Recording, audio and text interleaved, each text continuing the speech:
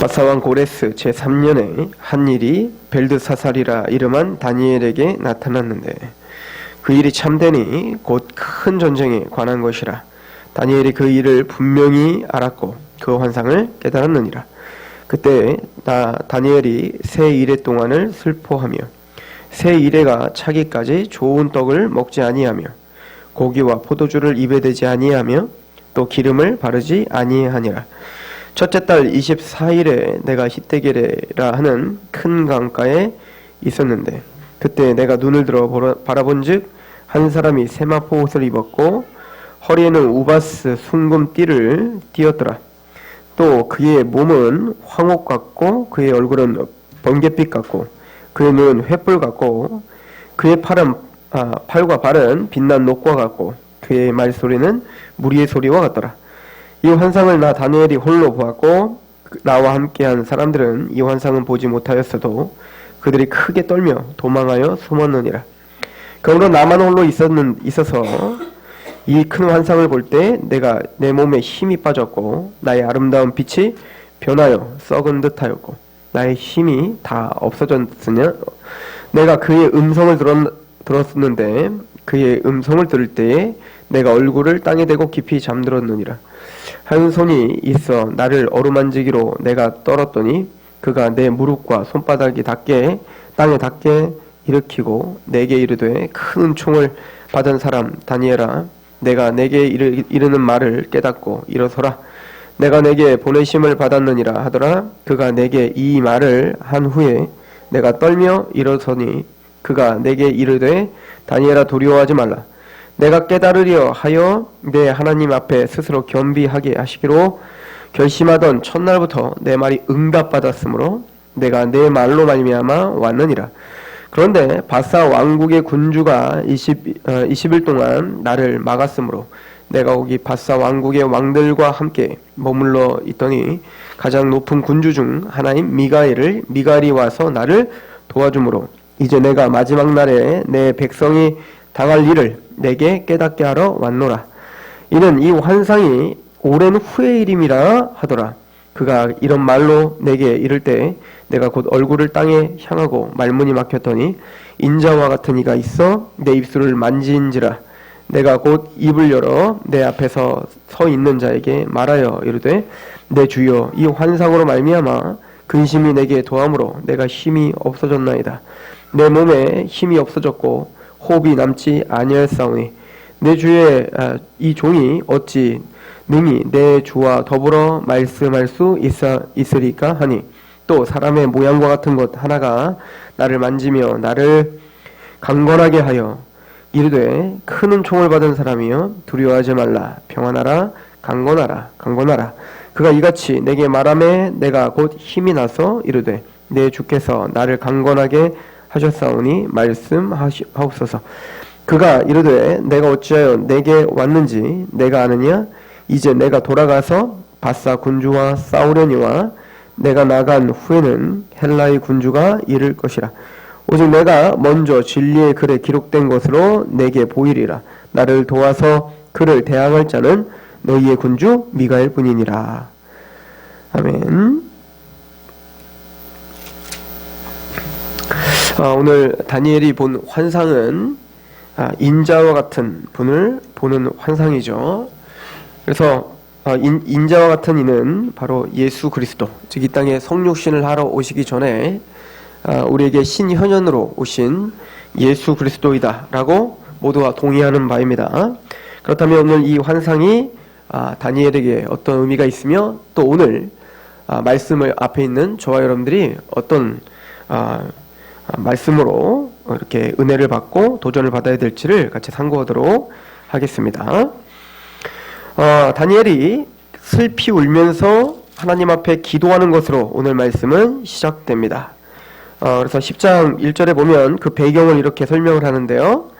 바사왕 고레스 제3년에 한 일이 벨드사살이라 이름한 다니엘에게 나타났는데 그 일이 참되니 곧 큰 전쟁에 관한 것이라. 다니엘이 그 일을 분명히 알았고 그 환상을 깨달았다 라고 합니다. 제3년 고레스 제3년에 하나님께서 행하시는 일들인데요.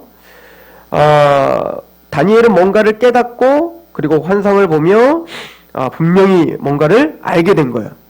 그때 이 다니엘이 그걸 깨달으자마자 제일 먼저 한 게 뭐냐면 10장 2절에 보니까 그때나 다니엘이 세 이래 동안을 슬퍼하며 새 이래가 차기까지 좋은 떡을 먹지 아니하더라. 그러니까 3주죠. 3주 동안 슬퍼하며 먹는 것도 좀 금식까지는 아니고 최소한의 것으로 먹기를 한 겁니다. 그 당시에 이제 이 고레스 왕이 페르시아 왕국이 제국을 형성했을 때 이미 다니엘은 또 그곳에서 고위관직을 지내고 있음을 우리는 볼 수가 있죠.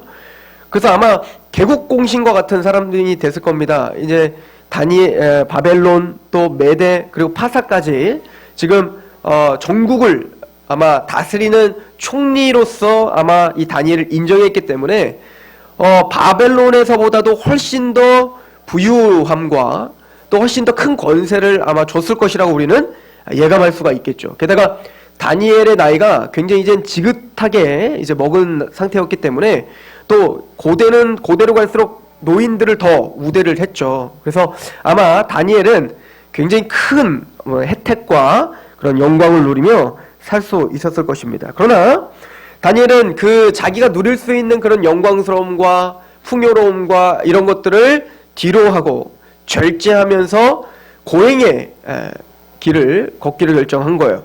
그게 바로 3주 동안 그 일을 하기로 했다. 그리고는 기도를 하며 그렇게 고행을 하면서 그 3주 동안에 하나님 앞에 슬퍼했다라고 표현하고 있죠. 슬퍼하다. 도대체 그럼 다니엘이 왜 슬퍼하고 있었을까? 또 이 다니엘은 무엇 때문에 이렇게 자신을 낮추고 겸비하게 하나님 앞에 기도하고 있었을까? 우리가 이것을 좀 생각해 볼 필요가 있는데 나중에 여러분들이 에스라서 4장을 좀 읽어보시면 오늘 읽는 본문의 어떤 배경이 좀 이해가 되실 거예요. 자, 에스라서 1장에 보면 고레스 원년, 즉 페르시아가 정권을 잡자 고레스가 우리가 지금까지 살펴봤듯이 그 하나님의 예언이 자신을 통해서 성취된 것을 알아 기쁨으로 너희가 믿는 여호와께서 나를 통해서 성취하고자 하는 그 일을 이루어라. 그래서 어떻게 했죠? 너희는 예루살렘으로 가서 성전을 재건하라 라고 영을 내렸어요. 그게 바로 고레스 원년이에요. 그러니까 고레스가 왕으로서 국권하게 된 그때 바로 실행을 했던 겁니다. 자, 그리고 난 다음에 에스라서 4장을 나중에 또 보시면 거기 보면 근데 2년이 넘도록 예루살렘에 도착했지만 2년 2개월이 됐을 때 그때서야 비로소 이제 그 예루살렘 성전 공사가 시작이 됩니다. 근데 예루살렘 성전 그 공사가 시작이 되자마자 그게 굉장히 형통하게 잘 됐던 게 아니라 이제는 유다와 베냐민, 그 에스라서에 이렇게 써 있어요. 남유다와 베냐민의 대적들, 누구를 중심으로 하면 사마리아 사람들을 중심으로 하여. 사마리아 사람들이 얼마나 싫겠어요. 원래는 이제 그 예루살렘이 건축된다고 하니까 나도 좀 껴달라, 우리 사마리아 사람들 좀 껴달라 라고 이야기를 했죠. 그래서 그 북이스라엘 사람들 아니에요. 근데 그 사람들은 이미 혈통적으로는 아브라함의 자손이 이제 아니에요. 왜냐면 다 흩어져 갖고 피가 다 외국인과 섞였기 때문에 남유다 사람들은 하나님의 율법상 그것을 허락할 수가 없었던 겁니다. 그래서 그걸 거절을 하니까 원래 그렇게 같이 한번 으쌰으쌰해서 숟가락 하나 딱 얹으려고 했는데 거절당하면 그것만큼 화나는 게 없거든요. 그러니까 이 사마리아 사람들이 어떻게 했냐면 내가 못 먹는 거 니네도 못 먹게 하마, 이렇게 해서 이제 아닥사스다 왕이 페르시아의 왕이 되었을 때 바로 모함을 하기 시작한 겁니다. 관리들에게 뇌물을 주면서 그 뇌물을 받은 관리들에게 이제는 그 왕에게 자꾸 이제 탄원서를 올리게 한 거죠. 근데 그 탄원서의 내용은 그런 거예요. 이 예루살렘이라는 성읍은 원래 이 타락하고 그리고 원래 교만한 이 성이라, 그래서 그들은 그 당신네 그 조상들의 그 왕들에게 계속 반역을 저지르고 또 반역을 저질러서 그래서 멸망시킨 겁니다. 그런데 이 예루살렘 성이 다시 세워지면 그러면 분명히 지금 페르시아 왕 아닥사스다요, 당신을 대적하고 반드시 반란을 일으킬 겁니다 라고 모함을 이제 하기 시작한 거죠. 그 아닥사스다 왕이 이제는 그거는 이제 예전에 고레스가 이제 칙령을 내린 거니까 자기가 보기에 그걸 또 그럴듯하잖아요. 자기의 왕위가 또 대적이 올까봐. 그러니까 어떻게 했냐면, 그래, 그럼 못하게 해. 그래갖고 그 대적들의 모함과 조롱이 통해서 이제는 여호와의 성전 재건하는 그 역사가 중단되고 방해받는 일이 이제 시작된 겁니다. 그리고 그것뿐만 아니라 그 하나님의 역사가 중단됐을 뿐만 아니라 더 나가서 예루살렘으로 이제는 복귀했던 그 예루살렘 사람들이 어떻게 됐을까요? 자, 고레스가 보낼 때 원래 금과 은을 막 줘 보내면서 모든 재반도 다 이렇게 도와주기로 했었거든요. 근데 그 페르시아 국가가 그걸 다 끊어버리니까 이제는 예루살렘으로 돌아온 그 하나님의 백성들이 핍절한 삶을 살기 시작하는 겁니다. 이제는 나 하나 먹고 사는 것도 힘들어진 거예요. 그래서 나중에 이제 여호와 성전을 이제 재건해야 되는데 그것보다는 뭐가 더, 내가 지금 먹고 사는 게 지금 궁하니까 어떻게 할까요? 여호와의 성전은 생각도 안 하고 이젠 자기 먹을 거, 게다가 없는 데다 없으니까 어떻게 될까요? 막 서로 속이고 폭력을 가하고 싸우고 이런 일들이 막 벌어지기 시작한 거죠. 다니엘은 이 상황을 지금 바라본 겁니다. 이거를 지금 깨달은 거예요. 다니엘이 그때 얼마나 비참했을까요? 얼마 전까지 하나님의 그 약속대로 정말 70년이 차면 하나님의 그 역사가 이루어진다는 걸 굳건히 믿고 하나님의 환상도 받고 또 그것 때문에 얼마나 기뻐했던 다니엘입니까? 그리고 그것 때문에 얼마나 통회했던 다니엘입니까? 와, 하나님이 이렇게 신실하시게 하나님의 역사를 이루시는데 우리 하나님의 백성들은 얼마나 패역해서 지금도 회개하지 않고 이러고 있을까라고 하는 생각을 하고 있었겠죠. 그런데 그럼에도 불구하고 신실하신 하나님은 정말 고레스를 통해서 지금 하나님의 역사를 신실하게 지금 완성하고 계신단 말입니다. 그런데 그 언약이 성취되어 이제는 형통한 길만 있을 줄 알았더니 더 큰 난관이 생긴 겁니다. 그죠? 원래 지금 당하는 환란이 더 큰 환란인 거예요. 항상 우리는. 그죠? 과거야 뭐 그게 이겼든 어떻게 이겼든 오늘 당장 힘들면 그게 가장 힘들게 보여지는 거죠. 다니엘은 아마 여러 가지 때문에 슬퍼했을 건데 첫 번째는 이스라엘 백성과 예루살렘의 죄 때문에 아마 슬퍼했을 것 같습니다. 상황이 그렇다면, 정말 상황이 그렇다면 그 언약을 붙들고 하나님 앞에 또 매달려야 될 사람은 누군 거예요? 하나님의 백성들 아닙니까? 하나님이 안 하시는 게 아니잖아요.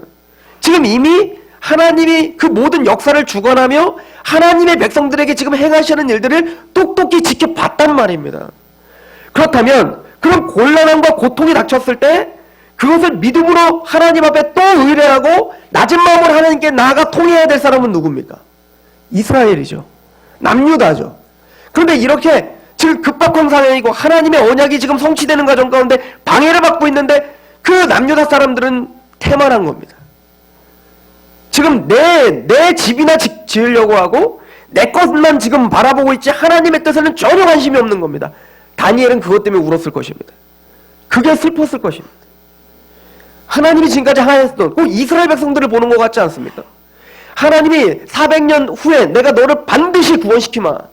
아브라함과 이삭과 야곱에게 약속하신 그 하나님이 정말로 430년 후에 이스라엘 모세를 통해서 홍해가 갈라지는 기적을 체험했단 말입니다. 그럼 기적을 체험했다면 하나님 앞에 감사함으로 이제는 굳건하게 걸어가 가나안까지 가야 되는데 이 이스라엘 백성들은 뭡니까? 물이 없어서 양식이 없어서 거기서 하나님 앞에 원망만 하고 있지 자신들이 그러면 자신들의 모습을 바라보며 통회하며 하나님 앞에 간절하게 간구하는 것은 없이 원망을 하고 있는 그 앉아있는 태만한 이스라엘 백성들, 목이 굳은 이스라엘 백성들, 40년 동안 그렇게 살았던 이스라엘 백성들, 그 조상의 발자취를 동일하게 지금 누가 지금 발자취를 따라가고 있는 거예요? 자신들의 민족이 따라가고 있는 것 때문에 슬퍼하지 않았겠습니까? 또 하나는 하나님의 언약이 방해를 받는 것에 대해서 슬퍼했을 것입니다. 하나님께서 굳건하게 우리에게 약속하신 또 하나님의 그 나라와 그 뜻이 지금 선포돼야 되는데 지금 그것을 막고 있는 그 조롱하고 있고 희롱하고 있는 그 사마리아 사람들을 비롯한 그 대적들 그 상황 자체 때문에 슬펐을 것입니다. 하나님이 영광 받으셔야 되고 하나님이 존귀함을 받으셔야 되는데 그 이스라엘 백성들이 그 방해받는 자들 때문에 핍절한 상태로 전락해버렸고 거기서 낙심하고 있고 하나님 앞에 나아가지 못하는 그 상황 또 그 대적자들에 대한 그 아픔 그런 것 때문에 아마 다니엘은 슬픔에 잠겼을 것입니다. 또 하나는 이스라엘 백성들의 비통한 그 상황 때문에, 한편으로는 하나님 앞에 나태함 가운데 서 있는 그 이스라엘 백성들 때문에 슬프지만, 또 한편으로는 자기 민족들이 그렇게 고통을 당하는, 하나님의 언약의 백성들이, 그렇게 예루살렘 성전을 지어야 될 그 하나님의 백성들이 그곳까지 갔는데 그곳에서 이런 고통에 신음하고 있는 하나님의 백성들을 바라보며 슬프며 눈물을 흘렸을 것입니다. 그리고는 다니엘은 고행을 결심합니다. 즉 절제하기 시작하는 거예요. 자신이 누릴 수 있는 것들을 다 누리지 않고 절제하는 겁니다. 왜 그랬을까요? 다니엘은 그냥 세상에 취해, 나에게 지금 주어진 환경의 그 편안함에 취해, 하나님의 나라가 어떻게 되든, 또 그 백성들이 어떤 고통을 당하든, 또 하나님의 언약이 어떻게 성취가 되지 않든 되든 그거와 상관없이 그냥 편안하게 난 할 만큼 했잖아요. 지금까지 얼마나 하나님 앞에 매달리며 살았고, 지금까지 해놨던 거 생각하면 이쯤 되면 난 좀 쉬겠습니다 할 정도 됐을 텐데, 그럼 다니엘이 스스로 자기를 낮추고 겸허히 여기며 그 죄가 나의 죄인 것처럼, 또한 그들의 고통을 같이 감수하며 깨어있기를 갈망한 거야. 하나님께서 그 언약을 들어주실 때까지 나도 그들과 함께 왕궁에서 편안하게 있는 게 아니라, 그 하나님의 백성들이 그 터전에서 힘들어하는 그 순간 나도 같이 거기에 동참하겠습니다라고 하는 겸허한 마음이 아마 다니엘에게 있었을 것입니다. 꼭 모세처럼 히브리서 11장은 모세를 이야기하면서 믿음으로 공주의 아들이라 칭함받기를 거절하고 도리어 하나님의 백성과 함께 고난받기를, 잠시 죄악의 낙을 누리는 것보다 좋아하고 그리스도를 위하여 받는 수모를 애굽의 모든 보화보다 더 큰 재물로 여겼으니 이는 상주심을 바라봄이라. 꼭 모세가 그렇게 하나님의 백성들과 함께 고통당하기로 결심했듯, 그렇게 다니엘은 지금 고통당하는 하나님의 뜻에 동참하기로, 지금 왕궁에서 눈 가리고 귀 막고 그냥 나에게 주어진 그 환경에 취해서 거기에 매몰되기보단 자기를 좀 복종시키며 하나님의 뜻을 계속 바라보고 있는 다니엘의 겸허한 마음을 우리는 볼 수가 있는 겁니다. 그렇게 하나님 앞에 3주를 기도했습니다. 21일이 되죠? 37에 20일? 21일 동안 하나님 앞에 기도할 때 하나님이 응답으로 환상을 주십니다.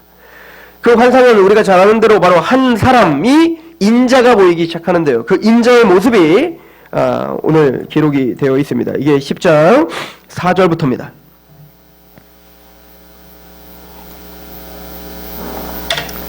첫째 달 24일에 내가 힛대겔이라 하는 큰 강가에 있었는데, 그때 내가 눈을 들어 바라본즉 한 사람이 세마포 옷을 입었고 허리에는 우바스 순금띠를 띠었더라.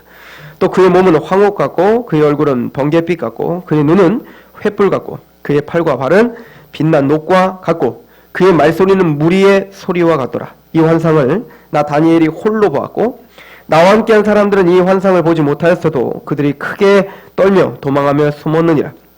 그러므로 나만 홀로 있어서 이 큰 환상을 볼 때 내 몸에 힘이 빠졌고 나의 아름다운 빛이 변하여 썩은 듯하였고 나의 힘이 다 없어졌으나 내가 그의 음성을 들었는데 그의 음성을 들을 때에 내가 얼굴에 땅에 대고 깊이 잠들었더라. 신사동동 하시는 분들이 이 말씀을 자신들에게 나타나는 현상과 자꾸 결부를 시킵니다. 그래서 머리에 손을 얹을 때 막 쓰러지는 현상이 바로 다니엘이 말하는 이 현상이다라고 하는 거죠. 천만의 말씀이야. 그렇게 적용할 수 있는 구절이 아닙니다. 지금 이 구절은 거룩하신 하나님을 대면한 거예요. 지금 한 인자를 봤는데 그 인자 앞에 섰을 때는 뭡니까? 힘이 쫙 빠지면 어떻게 되죠? 두렵고 떨림으로 서 있을 수밖에 없는 겁니다. 근데 이분이 누굴까요? 이게 지금 구약시대니까 그럴까요? 신약시대는 예수님을 대면하면은 예수님 와 오셨어요 이렇게 끌어올 수 있을까요? 천만의 말씀이에요. 여러분들 안에 정말로 예수님이 신현현이 되어서 여러분들 앞에 나타난다면 여러분들은 아마 다니엘처럼 힘이 빠지고 맥이 빠지며 두려운 건데 할 말이 없어질 것입니다. 제가 예전에 우리 학부 수련회를 갔는데 막 가면 목사님들이 막 시켜요. 목회에 성공하려면 소나무 한 더 뿌리는 뽑아야 된다고. 그래갖고 이제 막 산기도 가가지고 소나무 자꾸 막 죽여! 그렇게 한 2개는 뽑아야 목회에 성공한다고 하거든요. 그리고 절대 목회자 가갖고 저기 뭐 목 안 쉬어갖고 내려가면 이거는 은혜 없는 사람인 거죠. 그래갖고 제 1학년 때 특별히 1학년 때 뭣도 모르고 막 해야 되잖아요. 그러니까 막 무조건 막 목 쉬어야 되는 거야. 그러니까 막 난리 나죠. 근데 그때 이제 한 강사 목사님이 오셔갖고 이제 분개를 막 하는데 하나님을 직접 만나라는 거예요. 제가 예전에 몇 번 이거 예화를 들었는데 하나님을 직접 만나라는 겁니다. 그래서 자기는 정말로 예수님을 직면했다는 거예요. 예수님을 정말 만났는데 어떻게 만났냐면 그 기도굴에 들어가서 주님 저를 만나주십시오. 오늘 막 기도를 하셨다는 거예요. 그랬더니 뜨거운 불로 주여 저를 만나주십시오. 그랬더니 정말로 불이 떨어졌는데 정말 불이 났다는 거예요.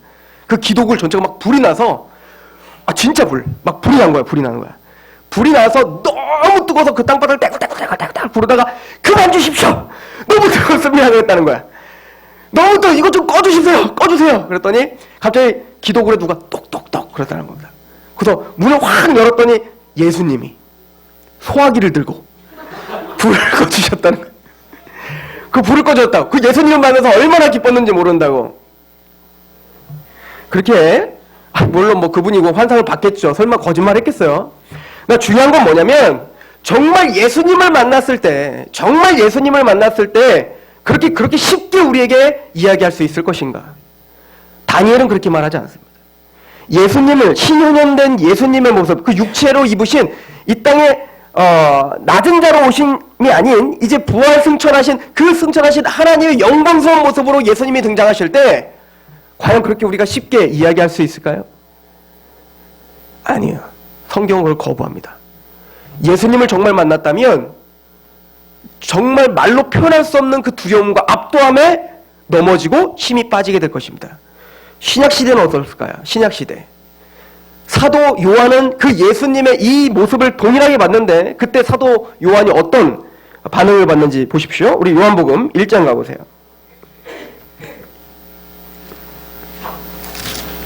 요한계시록 1장.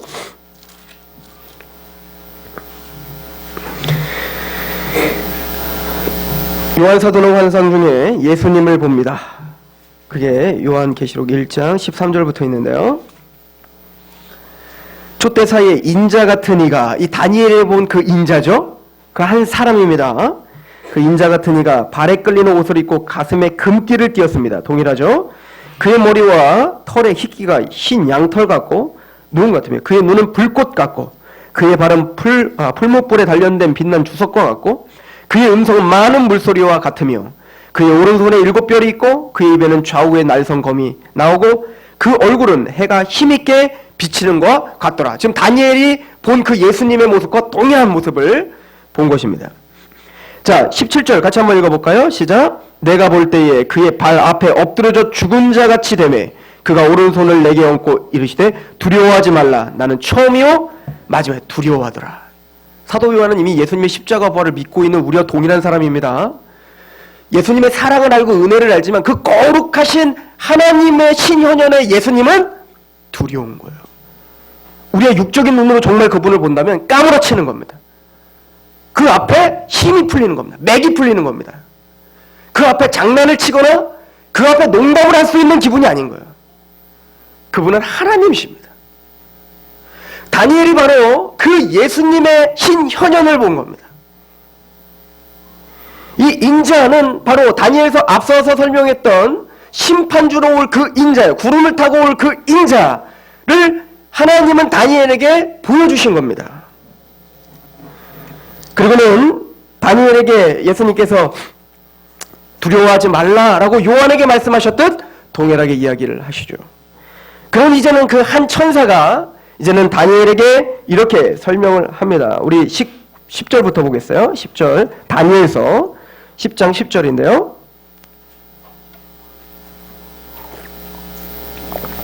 이제 예수님 보고 까무라치고 완전 정신 나가신 거예요. 다니엘이. 그리고 10절에 한 손이 있어 나를 어루만지기로 내가 떨었더니 그가 내 무릎과 손바닥이 땅에 닿게 일으키고 한 천사입니다. 이제는 예수님이 아니라 한 천사가 다니엘을 이렇게 세우는 겁니다. 그리고 11절에 내게 이르되 큰 은총을 받은 사람 다니엘아 내가 내게 이르는 말을 깨닫고 일어서라. 내가 내게 보내심을 받았느니라 하더라. 그가 내게 이 말을 한 후에 내가 떨며 일어서니 그가 내게 이르되 다니엘아 두려워하지 말라. 내가 깨달으려 하여 내 하나님 앞에 스스로 겸비하게 하기로 결심하던 첫날부터 내 말이 응답받았으므로 내가 내 말로 말미암아 왔다 하는 거야. 하나님이 지금 이 환상을 다니엘의 기도에 응답으로 오셨다는 거예요. 응답으로 지금 이걸 주셨다는 걸 여러분들 명심하셔야 되는데, 이 천사가 뭐라고 이야기하냐면, 다니엘아, 네가 스스로 겸비하기로 결심한 첫날, 즉 아까 내가 3주 동안 같이 그 고통을 감수하며 그렇게 내가 겸비하게 하나님 앞에 슬퍼하기로 결정한 날, 그때 이미 하나님은 다니엘의 기도를 어떻게 해요? 응답하셨고 다니엘에게 내려오기를 결정하셨었던 거예요. 그래서 뭡니까? 하나님이 깨닫게 하시기를 원하셨던 겁니다. 자, 중요한 하나의 기도의 원리가 있는데요. 다니엘은 지금 사실은 곤란한 중에 있었던 겁니다. 우리로 말하면 곤란한 중에 있었던 거죠. 지금 하나님의 언약이 성실하게 성취가 돼야 되는데 또 성취가 이미 됐고, 그러면 더 형통한 길이 있어야 되는데 지금 그것이 막히고 고난을 당하고 비참한 중에 있단 말입니다. 그때 다니엘은 뭐 했다고요? 기도했다고요. 아브라함은 어떻게 하고요? 도망갔죠. 가나안 땅에 와서 이제는 그 갈대아 우르에서 가나안 땅에도 흉년이 딱 뜨니까 하나님 앞에 굴복하는 게 아니라 어떻게 했죠? 애굽으로 도망갔죠. 그러나 다니엘은 어떻게 했어요? 하나님 앞에 겸허히 서 있었습니다. 그죠? 물론 아브라함도 나중에 이렇게 겸허하게 되지만, 자, 그렇게 서 있었을 때 다니엘이 하나님 앞에 간절히 기도한 게 뭐였을까요?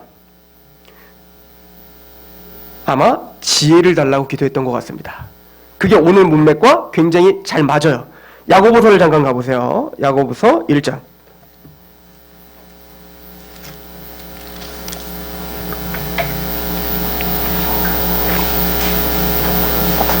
다니엘은 하나님의 능력을 의심하지 않았습니다.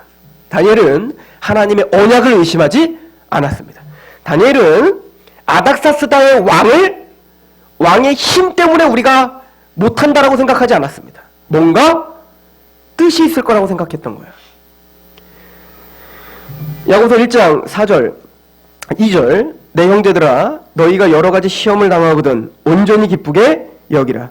이는 너희의 믿음의 시련이 인내를 만들어내는 줄을 너희가 알미라. 인내를 온전히 이루라. 이는 너희로 온전하고 구비하여 조금도 부족함이 없게 하려 함이라. 즉 믿음의 시련이 있을 때 우리는 뭡니까? 그 믿음의 시련을 통해서 우리를 온전하게 하실 것을 깨달아야 돼요. 근데 이게 잘 깨달아지지 않기 때문에 우리는 사실은 두려워하는 것이고, 이게 잘 깨달아지지 않기 때문에 우리는 겁나서 하나님 앞에 원망할 수밖에 없는 거잖아요. 그래서 야고보 사도는 그 믿음의 시련이 왔을 때 기도하라고 하는 겁니다. 기도. 근데 뭘 위해 기도합니까? 우리 5절 8절까지 시작. 너희 중에 누구든지 지혜가 부족하거든 모든 사람에게 후히 주시고 꾸짖지 아니하시는 하나님께 구하라. 그리하면 주시리라. 오직 믿음으로 구하고 조금도 의심하지 말라. 의심하는 자는 마치 바람에 밀려 요동하는 바다 물결 같으니 이런 사람은 무엇인지 주께 얻기를 생각하지 말라. 두 마음을 품어 모든 일에 정함이 없는 자로다. 그러므로 아마 다니엘은 하나님 앞에 굴복하며 슬피 울며 그렇게 겸허해질 때 하나님 앞에 지혜를 간구했을 거예요. 하나님의 뭔가 뜻이 있겠구나. 이스라엘 백성들의 회개가 부족하거나 아니면 하나님의 지금 뭔가 때가 이루어지지 않았거나. 왜냐하면 다니엘은 확신해요. 왜냐하면 70년 동안 그 참았던 인내함으로 참았던 그 역사를 고레스를 통해서 어떻게 이루셨는지를 확신하기 때문에 그렇죠. 다니엘은 그렇게 겸허히 하나님 앞에 기도하자마자 그래서 하나님 어떻게 해요? 응답하시는 겁니다. 근데 보니까 응답을 했으면 이제 3주 동안 내가 기도하마 슬피 울마 그렇게 했으면 첫날 바로 딱 오셔가지고 설명해 주시면 좋은데, 지혜를 주셔서 설명해 주시면 좋은데 3주 동안을 어떻게 했어요? 딜레이 시켜버렸단 말입니다. 3주 동안을 슬피 울며 있는데 아무런 대답이 없이 있었단 말이에요. 그 이유에 대해서 천사가 설명해 주는 겁니다. 이게 다니엘서 10장 13절입니다. 그런데 내가 바로 오려고 했는데, 그래서 내가 이걸 알려주러 바로 오려고 했는데, 그런데 바사 왕국의 군주가 20일 동안 나를 막았으므로 내가 거기 바사 왕국의 왕들과 함께 머물러 있더니 가장 높은 군주 중 하나인 미가엘이 와서 나를 도와줬다. 이렇게 표현한 거예요. 원래는 일찍 오려고 했는데 며칠 동안 21일이 뭐죠? 3주죠. 37에 20일. 그러니까 다니엘이 딱 기도하고 겸허하게 있었던 3주간을 말하고 있는 거예요. 그러니까 원래 기도를 시작하자마자 하나님은 천사를 시켜갖고 빨리 보내서 다니엘에게 이차저차 설명해라 라고 하고 싶었는데, 누가? 페르시아의 왕이 천사를 막았다는 거예요. 이거 어떻게 막았을까요, 이거? 이 얘기는 뭐냐면, 이 얘기는 아까 말했지만 아닥사스다 왕은 누구에게 지금 그 모함을 듣고 있었죠? 지금 그 많은 뇌물을 받고 그걸 통해서 이미 어떻게 해서 생각이 자기 생각으로 굳어졌단 말입니다. 그리고는 칙령을 내려갖고 성전을 그만두게 하고 그때부터 어떻게 했어요? 유다 백성들을 이제는 막 힘들게 했었단 말이에요. 그죠? 그러니까 그거를 그럼 또 누가 막아야 돼? 천사들이 막 그걸 또 막아야 된다고요. 천사들은 편지하지 않습니다. 편지하지 않아요. 그러니까 그냥 우선 쉽게 이렇게 이해하세요. 이 천사는 빨리 가서 하나님의 전령을 갖고 지금 다니엘에게 얘기하러 가야 되는데 이거 얘기하기보다 뭐가 지금 더 급해요. 지금 그 페르시아 왕이 막 유다를 막 지금 핍박하고 하나님의 말씀을 막 이루어지지 못하게 막 가로막고 있으니까 누구와 싸우고 있었던 거야. 이거 가지고 빨리 다니엘에게 가야 되는데 지금 거기 오지 못하고 지금 그 페르시아의 왕과 싸우고 있었다는 거예요. 무슨 동화 같고 막 그러세요? 이거는 신인 동요적 표현인 거예요. 우리가 이해하도록 쉽게. 하나님은 뜻이 있어서 사실은 우리에게 바로바로 응답을 해주시길 원하시는 거예요. 그런데 이유가 있어 지금 딜레이 됐다는 거예요. 근데 중요한 건 다니엘은 그 딜레이 되는 3주간 동안 뭐 하고 있더라? 겸허히 엎드려져 있더라는 거예요. 이게 하나님의 사람인 겁니다. 하나님이 듣고 계시지 않는 것 같고 하나님이 응답하시지 않는 것 같지만 하나님은 이미 하나님이 사전이 있으시니까 그러신 거예요. 근데 설마 뭐 천사가 그렇게 안 하겠어요? 근데 막 싸우다 보니까 미가엘 보고 미가라 네가 가서 도와줘 그랬더니 미가엘이 와서 도와줘갖고 그때서야 내가 간신히 이겨놓고 내가 와서 지금이야 왔어 이렇게 지금 설명하고 있는 거잖아요. 근데 지금 다니엘에게 설명하고 있지만 정말 천사가 미가엘이란 그 천사밖에 없었겠어요? 그럼 하나님은 지금 다니엘에게 설명하고 있는 거예요. 네 기도를 이미 들었다는 겁니다. 지금 너의 마음 가운데 3주 동안 답답했겠지만 아니라는 거예요. 하나님은 이미 다 네 기도를 다 듣고 있었고 그리고 이미 응답했다는 걸 보여주고 싶었던 겁니다. 그리고 다니엘은 뭡니까? 그 겸비와 그 겸허함을 하나님은 받고 계셨던 거예요. 그것 자체로 예배로 받고 계셨던 거죠. 하나님 앞에 겸비하게 있는 그 엎어져 있는 그 다니엘의 모습을 하나님은 또 보고 계셨던 겁니다. 하나님은 우리에게 그렇게 행하시는 겁니다. 때로는 그런 인내의 기간이 필요하지만 하나님 앞에 그 엎드려져 있는 겸비하게 엎어질 수 있는 그 시간 자체를 하나님은 지금 받고 계시는 거예요. 그러나 하나님은 실패하지 않는다는 겁니다.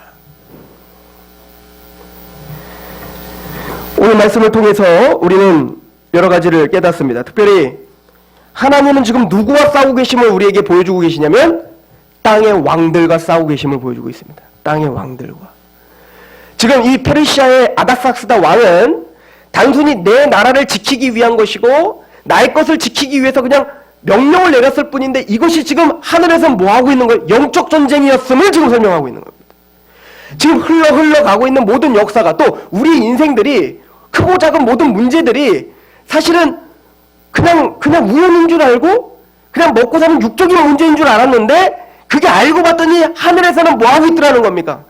다 하나님의 말씀이 이루어지느냐 안 이루어지느냐 하나님의 말씀을 방해하려고 하는 그 어떤 세력들 세상의 세력들 내 생각일 수 있고 내 감정일 수 있고 내 옆에 사람일 수 있고 무슨 뭘 수도 있는데 어떤 세상적인 가치관일 수도 있고 뭔지는 모르겠지만 그것이 하나님의 뜻을 끊임없이 방해하고 있고 또 우리에게 뭡니까? 끊임없이 뭔가 모독을 하여서 모함을 하여서 하나님과 우리를 이간질시키려고 하는 그 어떤 세력이 반드시 있다는 겁니다. 우리는 이걸 다 해석할 수가 없어요. 솔직히 이거를 어떻게 해석하겠어요? 천사가 왜 한 마리밖에 없나? 그러면 이거를 해석하라고 준 게 아니에요. 그걸 통해서 뭘 알아라는 겁니까? 지금 하나님은 전쟁 중이다는 거예요. 하나님은 지금 싸우고 계시다는 겁니다. 그리고 하나님은 우리의 기도, 그 엎드려진 겸허한 그 기도를 이미 듣고 계시다는 거예요. 그럼 왜 빨리 안 이뤄주세요? 하나님 다 뭔가 있으니까 그런 거예요. 그렇게 쉬운 게 아니에요. 우리는 나만을 위해서 그냥 하면 되지만 하나님은 우리만 인도하시는 게 아니에요. 내 옆에 사람도 인도하고 계시고 저 집도 인도하고 계시고 우리 집도 인도하시고 저 집도 다 인도하고 계신단 말입니다. 우리나라만 또 경영하시는 게 아니에요. 우리나라만 특별해가지고 우리나라만 복 주시는 거예요? 예수님 잘 믿으니까 왜 예수님 잘 믿는 것 같지도 않은데 뭘. 하나님은 전 세계를 경영하고 계십니다. 하나님은 당신이 또 우리 시대에만 경영하는 게 아니라 오고 오는 모든 세대를 다 경영하시고 하나님의 뜻 가운데 합력하여 선을 이루게 하십니다. 그러다 보니 내 마음대로 안 될 수가 있죠. 어떻게 다 똑같이 좋고 어떻게 다 똑같이 만족할 수 있겠습니까? 그러나 결론은 다 똑같이 만족하게 됩니다. 하나님의 백성들은. 그러나 중요한 건 하나님의 백성들은 그런 답답한 시기에 엎드려지더라는 겁니다. 겸허히 하나님 앞에 무릎 꿇더라는 겁니다. 이것이 다니엘에게 보여준 환상을 우리가 적용하는 아주 중요한 이야기입니다. 또 하나는 70년 포로 기한이 차서 하나님의 언약이 이루어지겠다라고 해서 한 고비를 넘어갔다고요. 큰 고비죠. 그럼 이제 어떻게 해야 돼요? 다 잘 돼야 되는데 문제가 또 생기더라는 거예요. 그럼 이거 이제 됐어. 이제 이렇게 해서 하나님이 이제 이루어질 거죠. 언제 이루어지면 이 아닥사스 왕이 이제 폐위되고 한 몇 년 후에 이제 다리오 왕이 다시 이제 왕이 되면 이제는 다시 고레스의 칙령을 다시 한번 막 훑어보고 그리고는 그때 야 이거 해야 되는 거 아니야. 그리고는 다시 칙령을 내려줘가지고 다시 회복하게 하고 또 이제 느헤미야를 통해서 이제 성벽도 재건하게 하고 막 이렇게 승승장구 또 할 거거든요. 그럼 모든 게 잘 풀리던가요? 거기에 또 문제가 생깁니다. 오고 오는 이 세대 가운데에서는 끊임없는 문제와 끊임없는 고통이 있다는 걸 명심하시기 바랍니다. 우리는 그런 거예요. 한숨 쉬면 안 돼요. 그게 인생인 겁니다. 하나님은 그렇게 우리를 하시는 겁니다. 다니엘 인생 생각해보세요. 다니엘 평생 엎드려지고 하나님을 싸우고 이제는 성취됐구나 또 엎드려지고 이 싸움을 하고 있더라는 겁니다. 하나님은 그리하여 그 대면을 하면 그 신의 대면했을 때 아무 말도 할 수 없이 엎드려질 수밖에 없는 그 하나님이신 예수 그리스도. 욥이 어떤 말을 해도 들리지 않죠.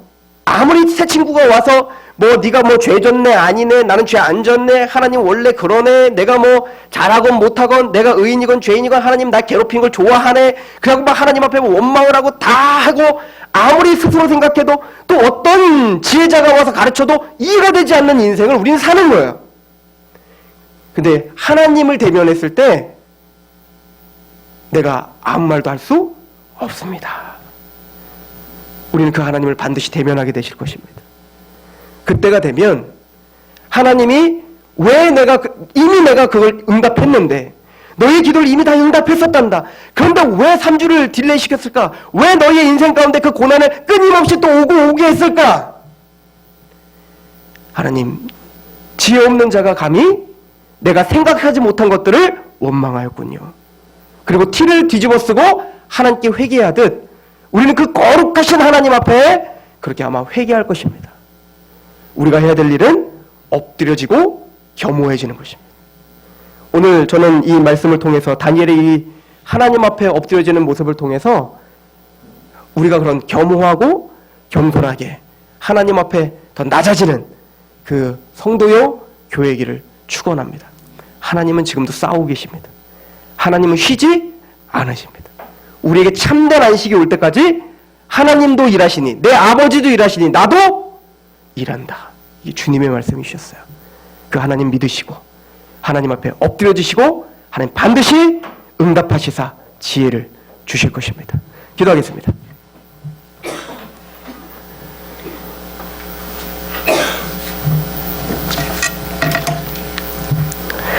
하나님께서 두려워하지 말고 평안하라, 강건하라.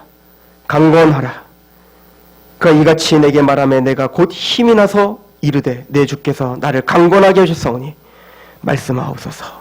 다니엘이 고백하듯 우리의 마음에 끊임없이 강건하라, 두려워하지 말라. 내가 너를 위해 싸우고 있고 승리할 것이며 그 앞에서 너의 연약한 무릎을 세워 다시 한번 나를 앙망하며 그렇게 있거라. 그 말씀을 믿고 신뢰함으로 한 주간을 또 하나님께 내어드리는 겸허한 그런 예배자가 되게 하여 주시옵소서.